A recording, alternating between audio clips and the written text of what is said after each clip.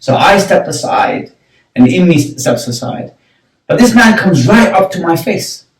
He comes right up to my face, and he says, give me some money.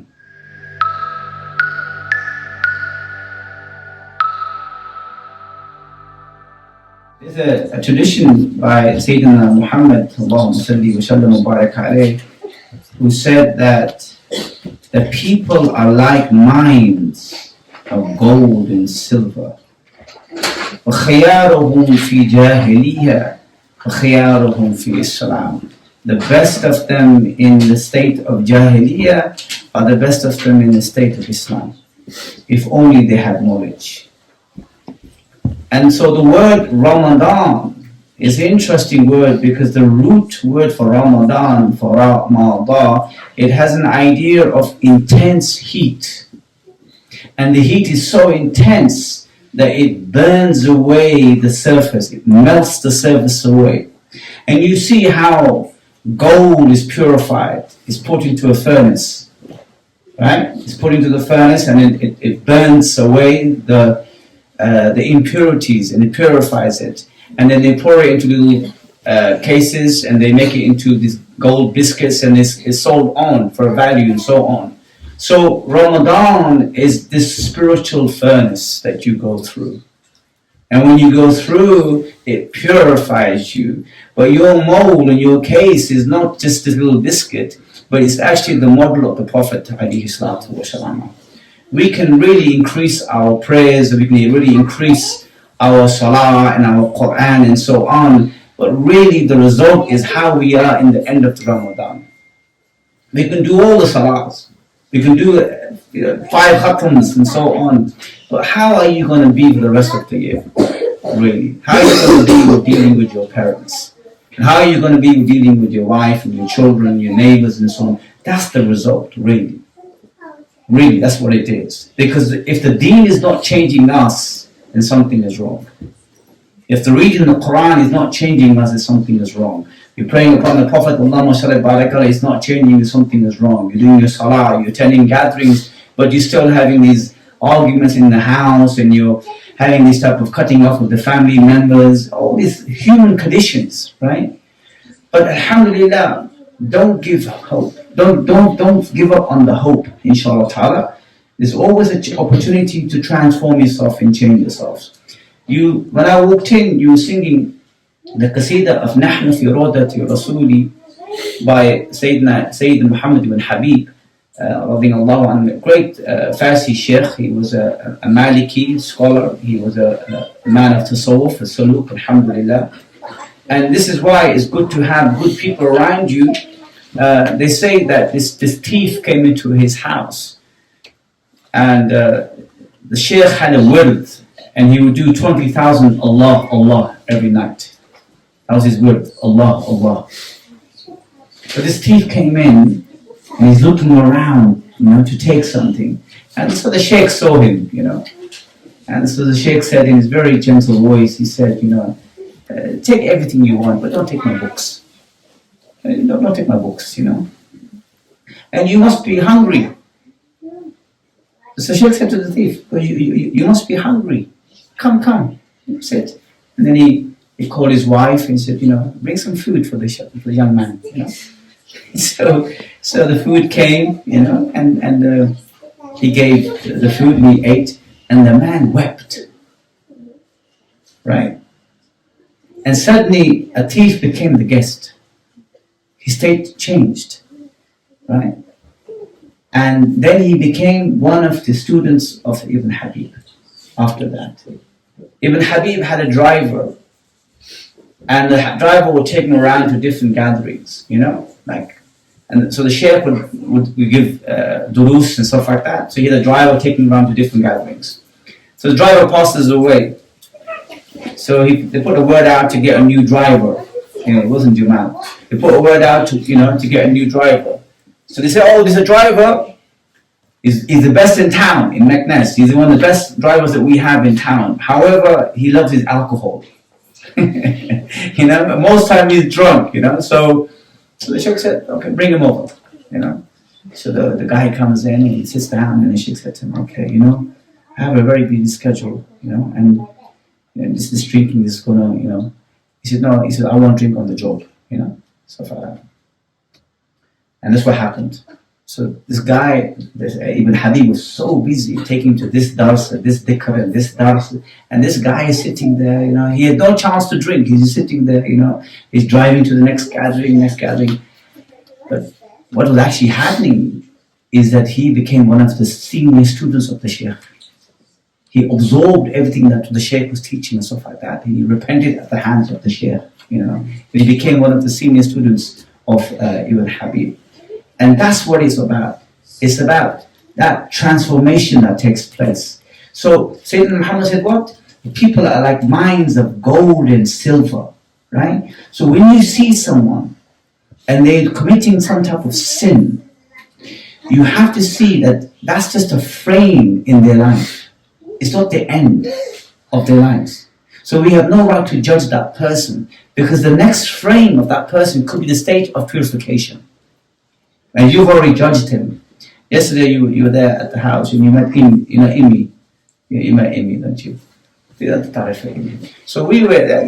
We mentioned this story many times, but Alhamdulillah, it's a reminder. We were once in London, me and Imtiaz, and if you all know Imtiaz, Imtiaz has a black belt in Muay Thai. You can beat all these BJ boys anytime.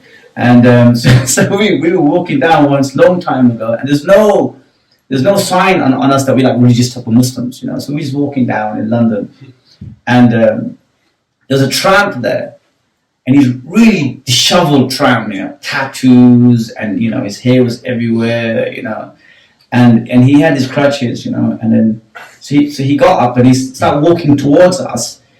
So me and Imtiaz are walking, and he's coming right towards us. So we make way for him so he can pass us, like between us. So I stepped aside, and Immi steps aside.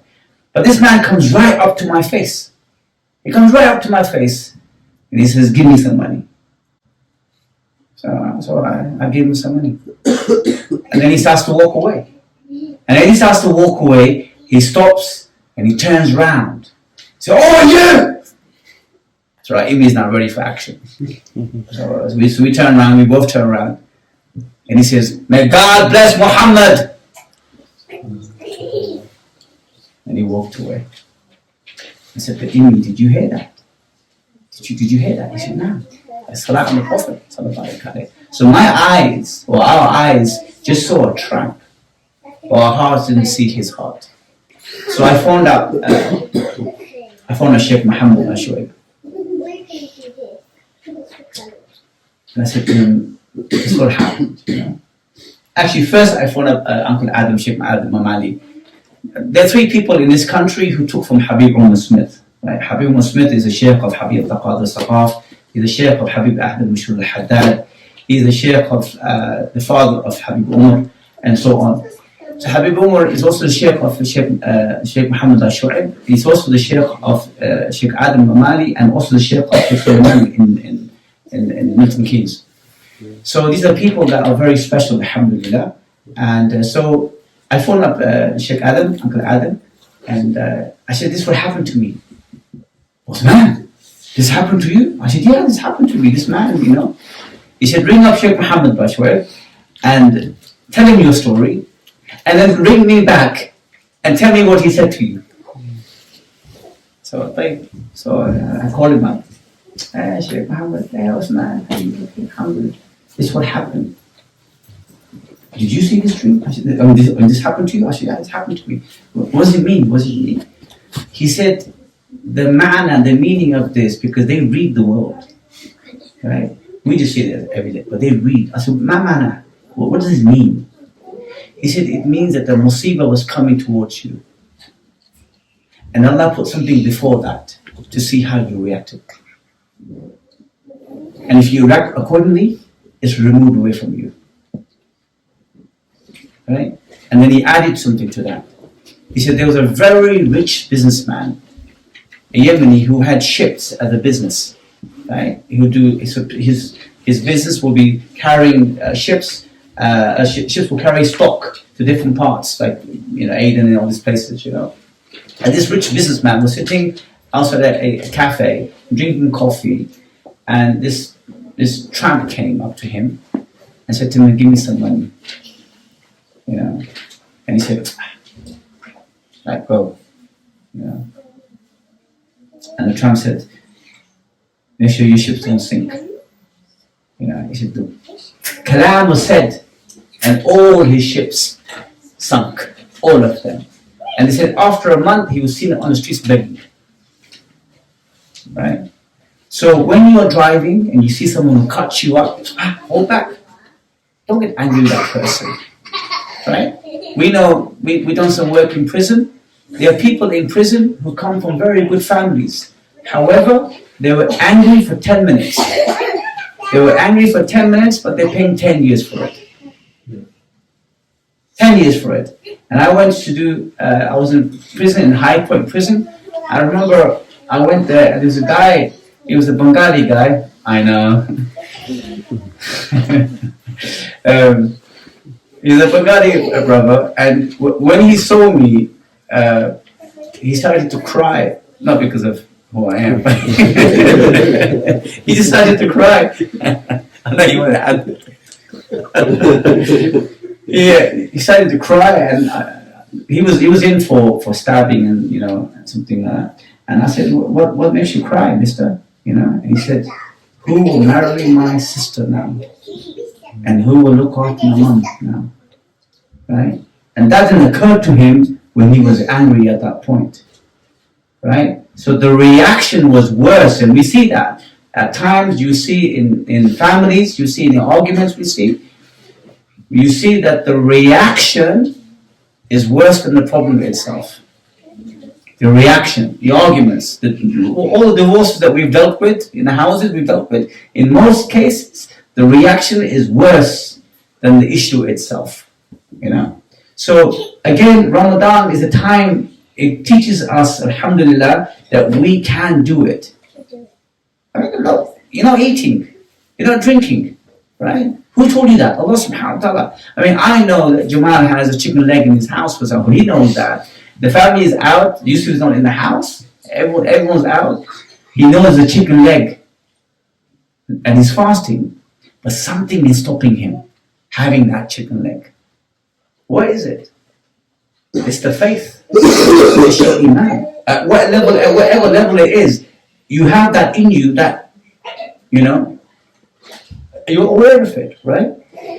That is a sign that you can carry that on after Ramadan as well. Allah subhanahu wa ta'ala said, we told don't look at haram, so don't look at haram. You can do it. We can all do it.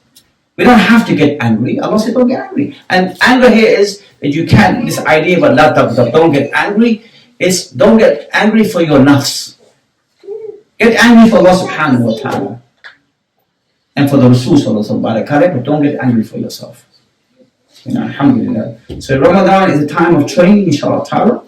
And we ask Allah subhanahu wa ta'ala that whatever good that we've taken from Ramadan, inshallah ta'ala, we're able to implement it after Ramadan. That's what test kicks in. This is the easy part. And you can see the benefit of being part of a community. Because look, a few years ago we were fasting 18 hours. Who could do that? You can only do that because you're part of the community. We saw all kinds of people fasting. All kinds of people. I mean all kinds of people. Right?